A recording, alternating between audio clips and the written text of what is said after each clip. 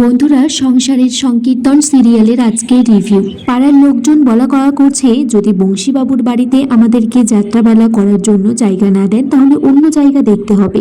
মদন তখনই গিয়ে তাদেরকে জানায় যে মামা যাত্রাপালা করার জন্য অনুমতি দিয়েছে। মদন বলছে, তা আপনাদের যাত্রার দলকে কি টাকা দেওয়া হয়ে গেছে? লোকগুলো বলছে যে 50,000 টাকা আমাদেরকে গোছানো আছে অ্যাডভান্স দেওয়ার জন্য। মদন বলছে, এতগুলো টাকা কোনো সৎ ঘরে ছেলের হাতে দায়িত্ব দিয়ে দিন, না হলে কোথা থেকে কোথায় চলে যাবে টাকাগুলো। লোকগুলো বলছে, দায়িত্ব তো আপনিই নিতে পারেন মদন দা।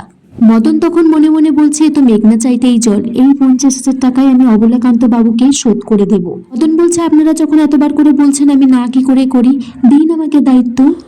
মদন এদিকে অবলাকান্ত বাবুকে 50,000 টাকা দিয়ে আসতে চাই আর বলে যে মদনের কথার কোনো খেলাফ হয় না, টাকাটা কি আপনি গুনে নেবেন নাকি আমি গুনে দেব।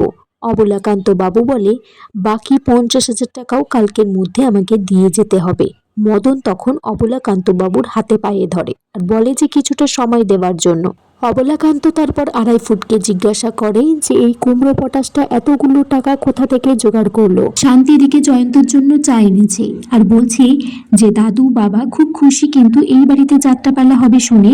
জয়ন্ত বলছে, বাবা তো ছোটবেলায় দেখতাম শুনতাম যে বাবা নবদ্বীপে গিয়ে যাত্রাপালা শুনতো, আর আমাদের শহরের এইদিকেও কিন্তু যাত্রাপালা হয় এখনো। চিতপুরে একটা সিজনে অনেক লোক আসে সেখানে যাত্রাপালা করার জন্য। শান্তি বলছে, আমি কোনোদিনও সামনে থেকে যাত্রাপালা দেখিনি, ফোনে দেখেছি। শান্তি বলছে, এই বাড়িতে যাত্রাপালা হবার পর বাবা এই বাড়ি থেকে আর বনেদি বাড়ি বলবে না, রাজবাড়ি বলবে। এদিকে বাড়িতে খুব সুন্দর করে সাজানো হচ্ছে, একে একে পাড়ার লোকগুলো এসেছে। এসে মদনকে বলে যে 50,000 টাকা বাইরে বার করে দিতে যাত্রাপালার লোকজনকে দিতে হবে। মদন একটু থতমত খেয়ে বলে যে এক্ষুনি এনে দিচ্ছি, আপনারা বসুন না। মদন টাকা আনার নাম করে গিয়ে আর আসেই না।